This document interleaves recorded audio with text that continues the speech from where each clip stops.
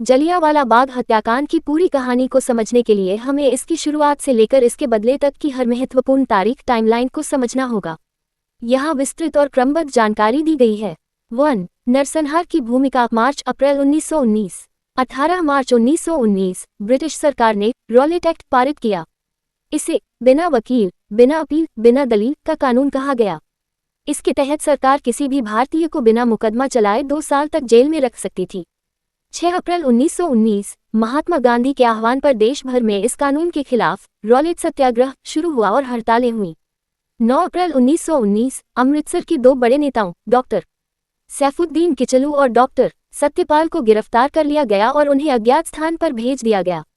10 अप्रैल 1919 अपने नेताओं की रिहाई की मांग कर रहे प्रदर्शनकारियों पर पुलिस ने गोलियां चलाईं, जिससे हिंसा भड़क उठी। शहर का नियंत्रण ब्रिगेडियर जनरल रेजिनॉल्ड डायर को सौंप दिया गया।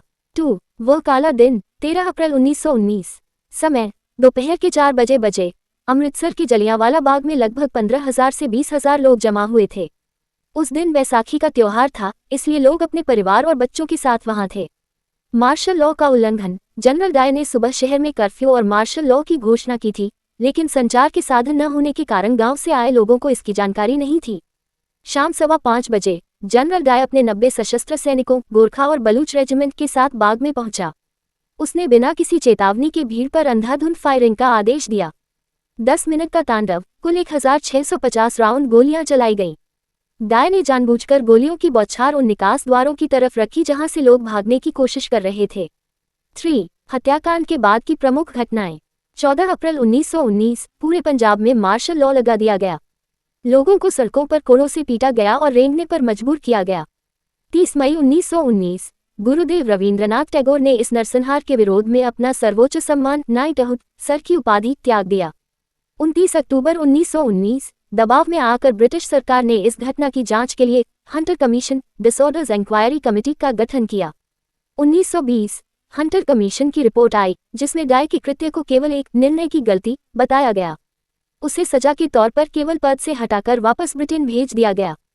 4. प्रतिशोध की ज्वाला। 13 मार्च 1940 जलियांवाला बाग के उस खौफनाक मंजर को एक छोटे बालक ने अपनी आंखों से देखा था। उनका नाम था उधम सिंह। उन्होंने बाग की मिट्टी हाथ में लेकर बदला लेने की कसम खाई थी। 21 साल का इंतजार। शहीद उधम सिंह अलग अलग देशों की यात्रा करते हुए लंदन पहुंचे। 13 मार्च 1940 लंदन के कैक्सटन हॉल में एक मीटिंग चल रही थी। वहां उधम सिंह ने माइकल ओ डायर, जो हत्याकांड के समय पंजाब का लेफ्टिनेंट गवर्नर था और जिसने डायर के कृत्य का समर्थन किया था, को गोली मारकर मौत के घाट उतार दिया।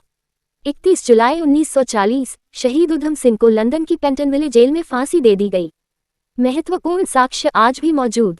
शहीदी कुआं, वो कुआं जिसमें अपनी जान बचाने के लिए लोग कूदे थे, आज भी वहां स्मारक के रूप में सुरक्षित है।